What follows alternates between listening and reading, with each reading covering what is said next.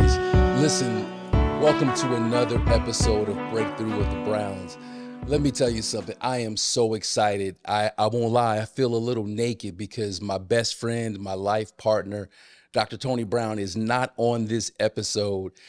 She's in the back making funny faces, and so she's with us. But I am so honored to have two incredible, intelligent, handsome men, Brother Jeff Johnson and Brother Cameron Shaw, and I'll let them introduce themselves to you in a moment. But today, y'all, fasten your seatbelts. Ladies, if you're watching, go get some popcorn. I'm telling you, get ready because we're about to talk about a subject that is kind of taboo, and oftentimes you don't hear this information shared. The title is The Misunderstood Needs of Men. And dare I say, the misunderstood needs of Black men. Obviously, brothers and sisters have very unique needs because of, just to be frank with you, our plight in society. And so we're going to try to dive into that conversation today. And so thank you for joining us. And please be sure to add your comments in the chat window because we want to hear back from y'all. I promise you, we follow along and we actually respond to the messages that you all send us. But without any further ado, Brother Jeff, why don't you introduce yourself to the people? Hello, everyone. Jeff, married 26 years. Been around a lot of men in my life, from some of my relatives, uncles, fathers, grandfathers, brothers. So I'm just here to open myself up to some of these issues and give my commentary from my perspective, particularly, but also, my experience around other men and sort of what they have to offer as well. That's perfect, Brother Jeff. President Shaw, how about you, man? Cameron Shaw. These are my brothers. Just most recently divorced. I was married 11 years, with her about 13. My perspective, looking real forward to diving into this topic, just giving constructive insight into how we men think about our relationships and our marriage and what our needs are. Yes, we do have needs. There may not be gigantic. You might not hear them often. Yeah. But there are some things that we certainly need as men, just to keep us going. Absolutely, man. Thank you, Cameron, and thank you, Brother Jeff. Y'all, let me tell you something. One of the things when I was sort of seeking the Lord and wondering who to invite to this particular conversation, these two brothers were key in my mind. Both of these brothers are so busy. So busy. If you were to take a peek behind the curtain in terms of what it is we do and what it is these brothers specifically do in terms of their careers, their family dynamic, all of the civic activities they're involved in. Let me tell you, you have two real brothers here. Got one real brother here, but got three real brothers here that are just doing stuff. And ladies, I'll be frank with you. These are the sort of men that many of you have written to us that you want to have in your life. This brother, of course, is off the market, myself too, but this handsome stud over here, I'm telling you, you want to hear the perspective of real men, make sure you pay attention to what we're about to talk about. With that being said, I want to just sort of open the conversation up with a quick question, but it's kind of a funny question. Ladies, one of the things you say about us, and I've heard this shared on podcasts as well as reality TV shows that my wife now has me addicted to watching. One of the things I hear y'all say all the time is that you want a man to aggressively pursue you, right? Well, I'm curious. I'm going to ask these brothers, have y'all ever, and I know back in the day from our generation, we used to do this. I don't know if it's still the same way today, but back in our generation, we would see a fine sister and the thing that we had in our mind is, I got to get them digits, right? I got to get them 7 or now 10 digits because I got to find out where she's from and get her phone number. So the question is, have you ever saw a sister that was so fine? I just want to lighten the mood a little bit. Have you ever found a sister that is so fine that you said to yourself, I got to get those digits and I'm willing to lose some cool points in order to get her attention and get her phone number? I don't know, Brother Jeff, since you're the elder statesman, 20-something years married. You got to put me on the spot. Been a long time thank goodness that I've had to get digits. But you know, my wife is an example. You know, you know, it was just sort of a chemistry with us, so I didn't really have to work really hard to get the digits per se. But I did have to work really hard in pursuit of her, right? So the sort of crazy thing that I did at the time is, at the time I was working, it wasn't the great yard shift, but it was second shift. So we started at 3:30, and then we got off at 11:30, right? And she lived about an hour away from where I worked. I had to get on like 3 freeways in California to get there. Yeah. So I would get off of work, man, and I would just burn that highway up, spending money, spending gas. My boys want to hang out, but you know, I was on my way to Monrovia. So that's sort of my tale of my aggressive sort of pursuit of my wife. You know, I even went through the trouble of filing paperwork to get my time moved up to 2:30 to 10:30. So that gives me that extra hour, because if I got off at 11:30, it was like 12:30 when I got there. Yeah. She'd be tired, and so I even moved my time up, so that gave me an extra hour once I got there to you know, be with her. So Man, that's sort of my struggle of the sort of crazy number of miles I put on my car trying to get to her. man, that's deep. I mean, sisters, one of the things you've probably heard brothers, or you hear from Brother Jeff's example is, and I've heard it said, people will make time for what it is they want, or they'll prioritize for who they want. And in this case, this incredible sister that, of course, he ended up marrying and spending a lifetime with, he was willing to go over the river and through the woods. He was willing to, if he could, change his time. The schedule that he had, I mean, bruh, that's effort. She must have been incredible. Obviously, I know her, so she's dope. And so I know it was worth all that effort. Brother Cam, how about you, man? What embarrassing moment, or what have you done to get a sister's attention? You said aggressive. Let me start there. You know, aggressive is probably a bad word to use now when it comes to a woman, right? I think the thing that I hear now is just really being consistent and showing interest. One of some of the best advice I got during my divorce, when it comes to dating others, is to really mess with those that mess with you. And the reason for that is I'm giving a different perspective. Yeah, I love that. I'm 46 now. Yeah. And I'm back out there, per se, is, the romantic pursuits and all that's nice. That's a great story, big bro. Like, I love it. But, you know, the second time around, out, you know, and being available, it's a different dynamic. A lot of women, if you're showing interest, she has interest too. She has some people that's interested in her. She may have a roster. You know, we call it rosters now. And you kind of got to feel her a little bit too, to see if she's interested in you. Now, she doesn't have to show you a lot, but she definitely has to show you some interest. Because if not, you'll be making those trips, making those lifestyle adjustments. Yeah. And trying to climb up a tree that's probably never going to get that fruit, right? Yeah. And I think a lot of us brothers now are very cautious about that, especially when you're out here again after being married. Yeah. You just have to be a better steward of your time and your resources, and understand this is not 26 years ago. You know, a lot of more women are empowered. They're a lot more seasoned. Yeah. They're a lot more familiar with the dating dynamic. Yeah. They listen to all these podcasts, and, you know, right now, for a lot of people, the good guy that Brother Jeff was showing us, that's not really what's valued out here all the time. I would say. Wow, let's get into that. I see. Yeah. DFW, Dallas Fort Worth. Sure.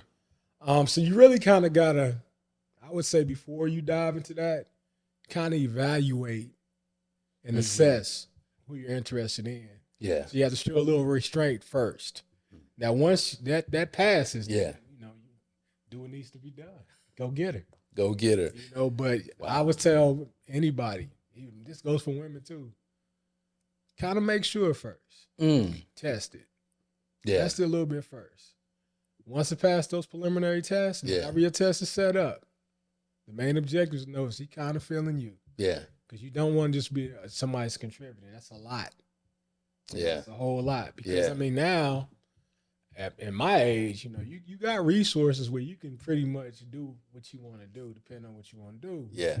And if you're an option and you're really feeling this person, you can, if it doesn't go the way you want it to go, you know. So I'm Brother Cam, I'm gonna come back to that because that is deep. Y'all, what he said was deep, especially if you're a woman that you're a professional woman, or you're in your 30s or 40s or 50s or whatever age. It's really, to be honest with you, is really timeless. Because think about it, if we were in college, or you know what I'm saying, I mean, because this brother basketball, this brother's football, these brothers are very successful in their respect. Whether you were at UCLA or Indiana University, IUPUI as we call it, or me up in Muncie at Ball State, or whatever the case. What Brother Cam said is universal, and it's ageless. I'll be frank with you, because if you're a brother trying to pursue a sister on campus, and there's a bunch of other athletes or fraternities or just bros around, he wants to know that I'm willing to put some effort in. Just give me something that tells me that my efforts are not in vain, because I'm gonna pursue you, but I ain't gonna make a fool out of myself, right? Facts, right? I'm gonna pursue you because, particularly in these three brothers and the three of us, we got a drive internally in us that is turned on based on our DNA makeup. So you ain't gotta make us have an effort. But one thing we are, and our sisters, I know you want these type of brothers, especially if you're desirous to have a man, is show us that our efforts are meaningful, and that you appreciate and you want us just as much, that you give us the green light. That, I can say one thing though, yeah, I don't want, because I can already kind of see our sisters. I have to give them a kiss or something. No. I'm telling you, just say thank you. Just say I appreciated this. Yeah, those words like that goes a long way. A long way. Because if you don't hear those after you're doing those pursuits, I guaranteed Andrea was telling you, I appreciate you making this sacrifice. Absolutely. I mean, it was also a mutual sort of pursuit, although it wasn't a physical. Mm-hmm. I physically, tore the freeway up trying to get to her. Trust me. But it was a reception when I got there. That was the key. I drove all the way out here, and now, she's ready to receive me. Wow. In that situation. So that's a great point. Yeah. It's that welcoming and invitation. And it doesn't always have to be verbal. Verbal is nice, but it is a feeling that we get. And when back to what Brother Craig said, it is, we are hunters gatherers. Yeah. You know what I mean? And, all we need is an opening. Bam. But we need an opening. It has to be an invitation. It has to be. It can be eyes. Yeah. The way she looks at you, it can be, introducing herself to you, vice versa. I mean, it's little stuff that that matters. Yeah. Right? When it comes to that pursuit. And we men, to Brother Jeff's point, we're hunters and gatherers. We do nothing else. Yeah. And so we gonna do what needs to be done, but we gotta, a little massaging. Meaning that reception. I like that reception piece. I want you here too. Yeah. Y'all, I mean, it's so funny. This is an incredible sort of inadvertent segue to our next piece. For example, we asked the question about have you ever met a sister that you were willing to do XYZ for? But then what these brothers immediately started talking about is the need for affirmation and the need for, what would you say that? I mean, what was the term you just used? It was the term you just used. Like Cam says, both of y'all said, it don't even have to be physical. It could just be an affirming look or eye, and Cam said verbally, thank you, right? But affirmation is one. I wanted to ask sort of this next question, and I want us to take our time with it because I think this is a big one. And besides the area of sex, right? Which, I mean, being a part of being hunters and gatherers is that we're very passionate individuals, right? Particularly athletes. We're very passionate individuals. And sometimes, a lot of times, sisters in society makes the mistake, especially amongst brothers, that as long as you break us off sexually, that's all we need. But that's not true, y'all. Yes, we need that. But that is one in a list of things that we need as well. And so I'm curious to ask the brothers, if you were to rank, and I don't want to skew your answers, I really wanted to, and I love what my brother Jeff said, because we don't speak for all 3 billion men on the earth.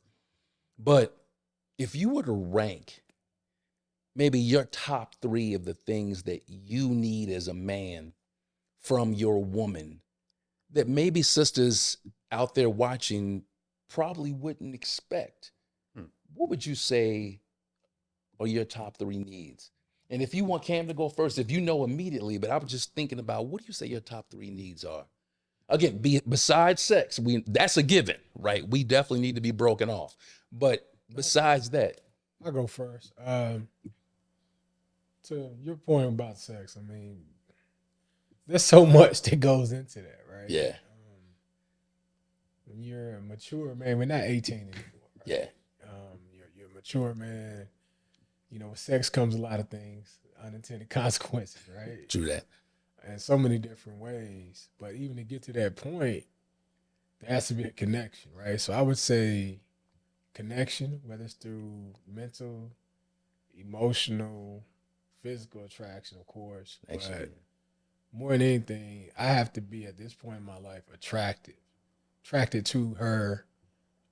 And what's really high on my list is going to be aligning from our qualities. Your standard quality. We have core qualities. Yeah. Like, my core qualities: service to others, right? God, family, right? That's me. Yeah. That's what I do without even thinking about it, right? If I'm attracted to that to a woman, that's usually what I'm looking at first. Is how is she? Is she someone that can light up a room? So there's something about a woman to me that she can walk into any room and light it up. Not just with her looks, but people are drawn to her just because she's a good person. That's huge to me, right? Like, I don't want the person sitting in the back of the room to the side trying to stay out the light. It's who can light up the room, right? If that's a good person. I would also say family. Where she has her own family or just love for family. I love a woman that truly loves her family and other families. There's something about that to me. It's just beautiful for me to see. And I've always been that way. And I probably should start with this, but God, man. Yeah, man. And I'm not just talking about going to church and, saying the right catchphrases. You know what it's like, pastor, when you're around people who really believe. Sure. You can see the way that they move, right? And I know these things sound small, but man, it's not small at all, bro. The world that we live in now, it's not out here no more like that. Yeah. You meet, I've met several sisters. I've been around several people, for a long time. It's a lot of people harboring a lot of things when that conversation opens up. And that's not attractive. Yeah. Right. Yeah. So, man, I appreciate that honesty though, about your needs, connection and the attributes that you look for in the family and the relationship with God, man. That's huge, man. Brother Jeff, how about you, man?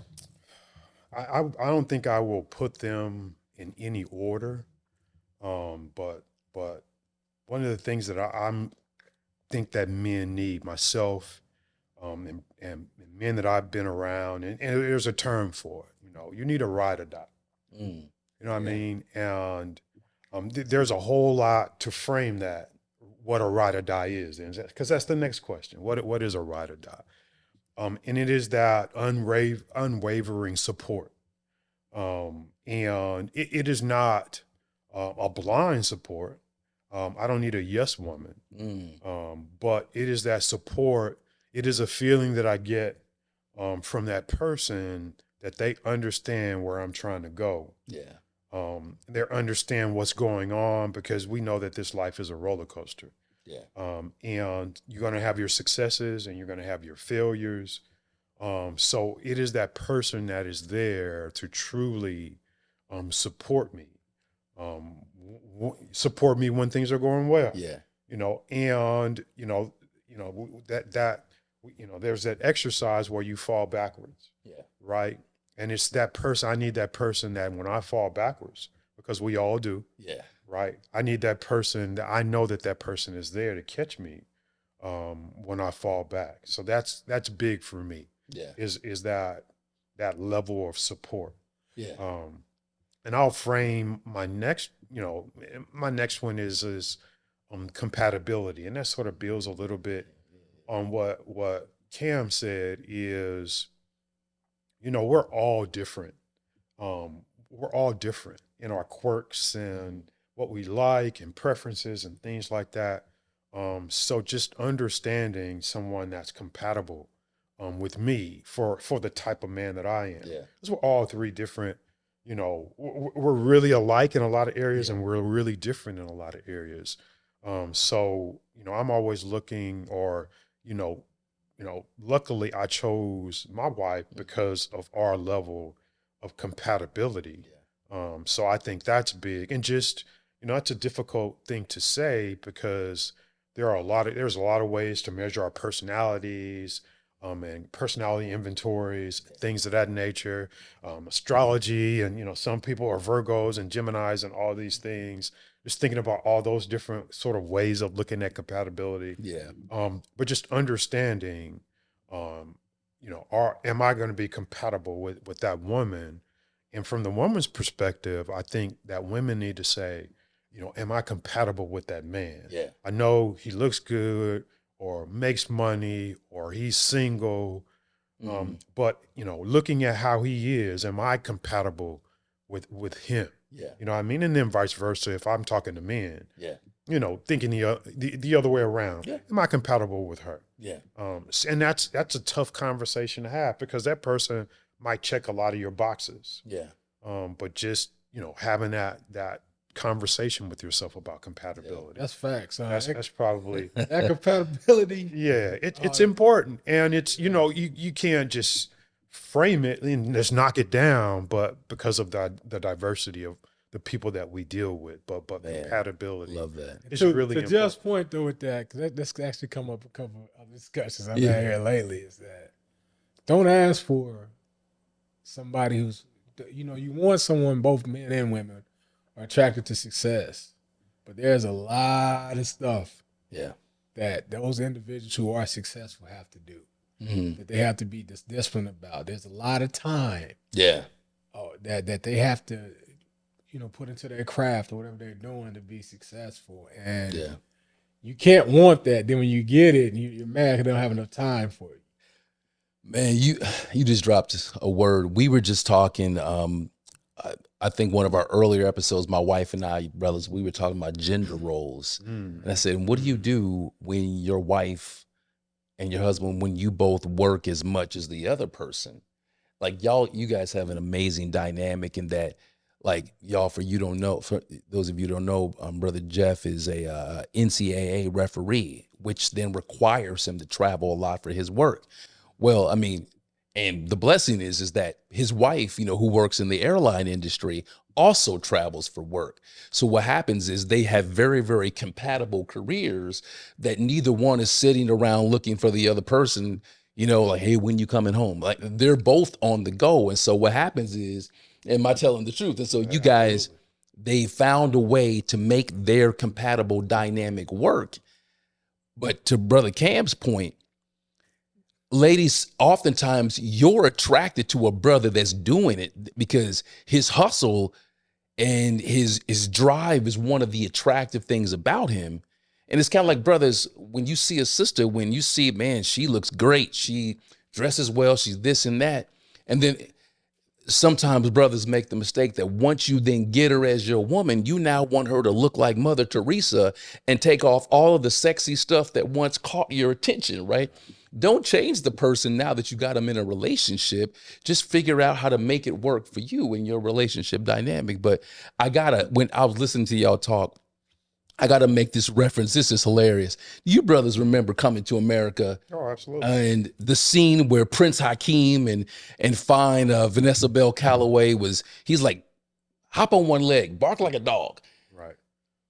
Y'all, Vanessa Bell Calloway, she's still fine to this day. I'm sorry.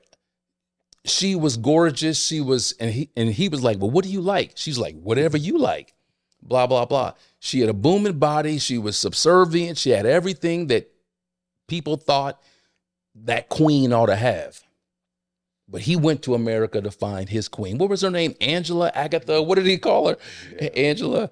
He found Angela working at McDowell's. You know why? Because he wanted a sister that your good looks alone ain't gonna keep me, but I want somebody that's compatible with me. And so that need of men, compatibility, y'all, there's another term that I heard the brothers say to talk about without saying. And can I be frank with you? Brothers need safety too. That was my competing with my third one. I had two other ones that I was competing with myself about. And to your point, it is difficult out there for men. And we'll probably get to this later, but we go out into the world and fight. Really fight. 100%. Fighting for our family, fighting for our careers, fighting for all these things. And when we come home, it should be our place of refuge. And we don't want to fight when we come home. Say that, brother. Say it. We do not. I mean, we don't want to fight when we come home. We want refuge when we come home. I'll say this word too, just because he's opened up some wounds, some good wounds. Yeah. Vulnerability. We want to be able to. It's a song that I really love. It's called "Lady." Teddy Pendergrass sings a version, man, that if I don't feel that way about a lady, I ain't marrying her. Though. Wow. It's like I'll send it to you guys please. Too. But in this song, he's describing, I'm your knight in shining armor, right? Wow. Now, I love that part about the knight in shining armor, but to Brother Jeff's point, when I come home, I'm going to be able to take off that armor too. That's a great way to put it, brother. Even when you go to Ephesians, you talk about putting on the full armor of God. Yeah, man. You have to have a time or some times where you can take that off and just walk around and whatever they put on underneath the armor and just be naked and vulnerable. And, I would tell you, I was in situations or in marriage that it ended up being that way. And it wasn't like, I was married to a person that was, really loud with their mouths and things of that nature. But it was other things that caused me not to have peace. And I was losing my wits in, man, and it was like a buildup, a pressure that I couldn't move. Yeah. And I'm trying to figure it out. Like, why can't I move? Yeah. Yeah. It's because I couldn't be free. I couldn't be vulnerable. I couldn't take my armor off. Yeah. And you got to be able to take your armor off because strain for too long breaks. Absolutely. It breaks. Man, I want you to understand, for those of you that are watching, this 6'6", 6'5" brothers. I'm 6'3". Huh? He's 6'6". He's 6'6". He's 6. What you 6'5", 6'3"? 6'3". 6'3". Yeah, I'm happy if I'm 5'11" on a good day. Let me tell you. But these brothers are speaking, and again, we don't speak for every man, but I will tell you, sisters and brothers, and those of you that are watching, there's a lot of brothers that feel that same way, that will move heaven and earth for you. But we fight so much in the world that when we come home, we want our house to be a place of refuge, right? Can I take my armor off, as Brother Cam said, when I walk in that door and I know, hey, you know what? I love what you said, man, about the ride or die. I know that's cliche, but we mean that. Can you be a safe landing spot? And can you be a safe landing spot for me? And can I make this house a safe landing spot for you? Because now, particularly sisters work as much as we do. and we have to create mutual safe landing spots. Listen, one more question, and I think it's interesting, but if you had a chance to explain, what do people maybe misunderstand about men, like just that they just don't get? If and if we're talking to both a male and a female audience, because I know that some couples are watching this together, and somebody may be in the gym on the treadmill or on the elliptical machine watching this, and they may be having trouble in their home, and they don't know why they keep talking past their husband or their boyfriend or their girlfriend. Again, what do you think sometimes people misunderstand about us men? I was thinking about that, and I think, and it builds a lot of these sort of concepts that we talked about, sort of weave and tie together. It's a very complex things that we're talking about. But the fact that we do have to wear that armor, right? And most of us are not as comfortable because for many reasons that I won't get into, women are much better at expressing their feelings than we are. Yeah. I think most people know that, right? So because we are not outwardly emotional doesn't mean that, just because we're not emotional doesn't mean that we don't have emotions. Wow. And I think that is a real... They just manifest differently, right? Yeah, they just, we, as a hunter-gatherer warrior, we can't be out there being emotional. And so we have been... Let me rephrase that for a second. We can't be out there expressing a certain type of emotion. Correct. Yeah, because Correct. happiness, anger, fear, it manifests differently, but we ain't gonna be crying, or we ain't gonna be nagging, or we ain't gonna be doing certain attributes, particularly as hunter-gatherers. We're like, yeah. And so I think certain types of emotions. Yeah, So yeah. let's And it is, ties back to Cam's thought on vulnerability. We our emotions are much more guarded. Yeah. But it doesn't mean that they're not there. It doesn't mean that I don't get my feelings hurt. Yeah. It doesn't mean that some days I'm emotional. Yeah. Or I'm not having a bad day, or it doesn't mean that I don't love you because I don't say it. Which is an issue for us. But the misconception is that we don't do it because we don't say it, or we don't express it, or we're not good at it. So I think that's the misconception is because it's not boiling at the top, that it's not there, but it's there. And the dynamic is we got to be better at it. Yeah. But we need our partner to be better at figuring out how to allow it to come out. Wow. It's my thought. Powerful, man. Brother Cam, how about you, man? Bro, Jeff's absolutely right. Yeah. I always envisioned being a certified killer outside the home. I mean, I'm slaying dragons. I'm doing what I need to do to provide for my family in the best, honest way. I know I use some terms. But when I come home, I don't want to be that person. When I come home, I want to be laughing, joking. I want to show a lighter side of me without that taken away from who I am. I want to intentionally do that because mentally, in order to show all that love that I know I have in me, again, I have to be at a point of vulnerability to do that, right? And I love that part of me, but I don't want to be when I am outside of the house, in the house all the time, right? And I think a lot of times, and I actually, I did a bit of a poll of some of my friends, people, some ladies that I know that I respect their opinion about, okay, who taught you how to meet the needs of a man? And what I found, again, very small sampling, what I found, though, was kind of blowing. They're like, nobody. And I remember asking my mother, a question. She's big time in the church, her and my stepfather. When I was going through my divorce, she was telling me all stuff about man. I said, all right, mama. Do you know what the Bible says about how you should love a man? And she didn't know. And I knew what it was in the scripture. And she said, well, you tell me. I said, I'm not telling you. Yeah. She said, why not? I said, that's something you should already know. You've been married 25 years. And it wasn't that I wanted to put my mother on Front Street. But I got you. I just think more than anything, I think the number one thing that a man needs is to be a priority that she wants to at least know. What makes her man tick. Yeah. Yeah. Every man's going to be different, but you got to want to know. Before you do anything, you got to want to know. And I think that the way, and it's nobody's fault, because nobody's told any of us. Sure. Is that I need to know who I'm with.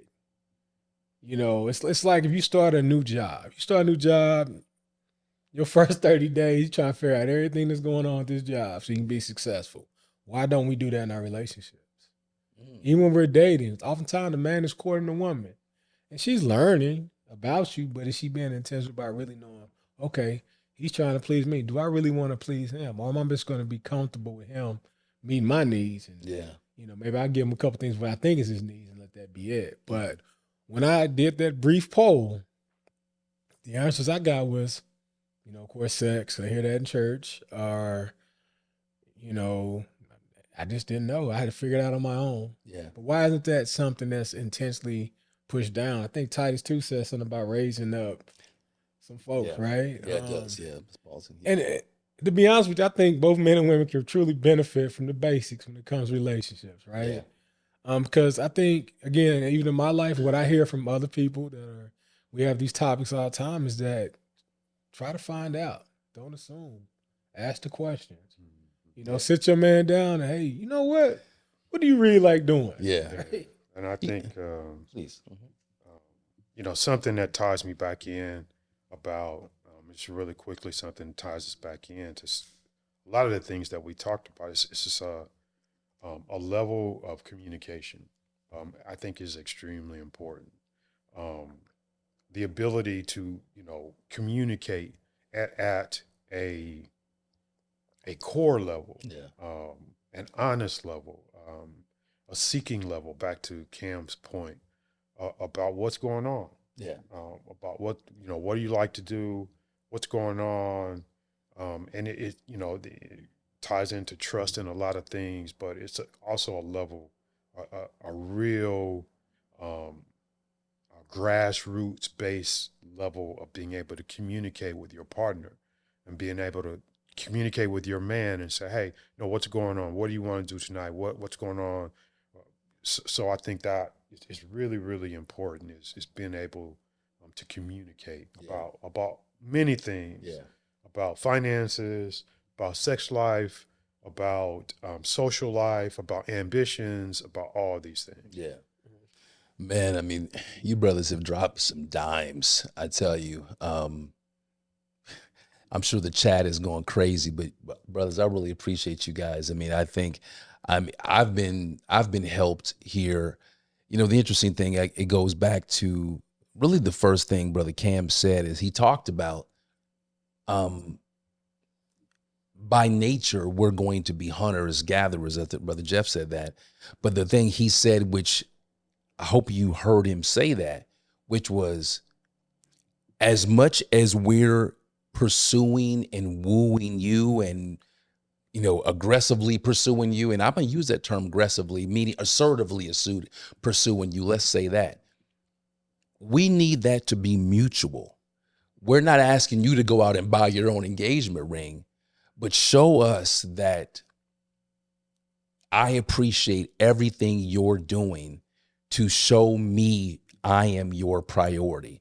Now let me reciprocate that back to you and pursue you just as vigorously so that we know we're walking this journey together. And if what Brother Jeff said, if I can feel like you my ride or die, there is nothing that I won't do for you to move heaven and earth to take care of you, because I know you got my back and I've got your back. And as Brother Cam said, we're compatible. We're both serving our community. We're serving our God. We're loving our family. We're doing all the things that are important to both of us because we're compatible. And so, brothers, any last things before we shut this thing down? But I really appreciate y'all's wisdom. Anything y'all want to share with the family before we cut it off?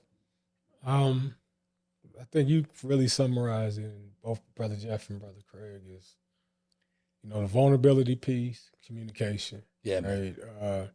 Talk about real stuff with your people. Yes. Yeah. You know, Yes. bills and stuff, money, that's one thing. That's not everything when it comes to relationship, because you're gonna make money, you're gonna lose money. But those things, that relationship and that dynamic at home Yeah. can make or break a man. Yeah, man. And I think we can make or break anybody. We're talking about men today, but it can make or break you. So really take time to build on your relationships. Dig into the details of each other. Meaning, like, really find out, hey, if you want to be a photographer, you want to plant flowers, like, understand what that is. If it's a song that you probably heard a million times that your mate likes and they're able to share a perspective from that song that means something, so find out what that means and why. Yeah. Find out each other's story. Yeah. And I think that's something we don't do enough of, is everybody has a story, man. Yeah. You know what? I mean, y'all, I got to brag on these guys for a second. I was sitting here thinking about the fact that why did I want these two brothers is, sisters, y'all all want a brother that's doing something, right? Both these guys are gainfully employed, both in the NCA, and for Brother Jeff and Brother Cam, he works for a major Fortune 500 company. I won't name the company. But then in addition to that, they're both professors, adjunct professors at a local university college here in town. And they're also leaders in their fraternity and very active in the community. And the interesting thing about it is, if you want that type of brother, then the question, I know we're going long, but I got to share something with you guys. When Abraham was looking for a wife for his son Isaac, he told his servant, I believe it was Eleazar, but he told his servant, go out and find a suitable woman to marry my son. And what happened was, and again, forgive me, biblical scholars, I'm pretty sure this was Eleazar, but this is in the book of Genesis. Eleazar went and he saw a bunch of attractive women, but there was one thing about this one woman, and her name was Rebecca. And Rebecca saw Eleazar and his servant, and she came and served them voluntarily. She gave them to drink. She took care of their needs. And he said, yeah, you fine, but you also have a servant's heart, and you can be a ride or die to my master Abraham's son, Isaac. And then what happened is, he brought a big dowry to her father because he found a suitable partner for Isaac, because he saw her. She wasn't just looking cute. She was about her business. And back to this whole question about compatibility, Eleazar knew Rebecca will be compatible with Isaac, because Isaac's on a mission, and I need a woman that's going to be on a mission too, that they can work together. So being fine, all that stuff, that may get you looked at, but the compatibility and the other attributes that these brothers talked about will get you kept. And we all want to be kept, right? So listen, family, thank you so much for tuning in to this segment of The Breakthrough with the Browns. Like I said, my beautiful wife and life partner, Dr. Tony Brown, sends y'all her love. Listen, please click on the button, subscribe. We want you to be a part of this series of ministry, this series of podcasts, and tell somebody about it. Make sure you forward the link to your friends and have a girlfriend's night and watch this episode and others. But we'd love to see you anytime you're in the Dallas-Fort Worth area. Come and worship with us in Irving, Texas, or log on to our website and our ministry at www.victorystationministries.org. or www.vsmdfw.org. God bless you in Jesus' name.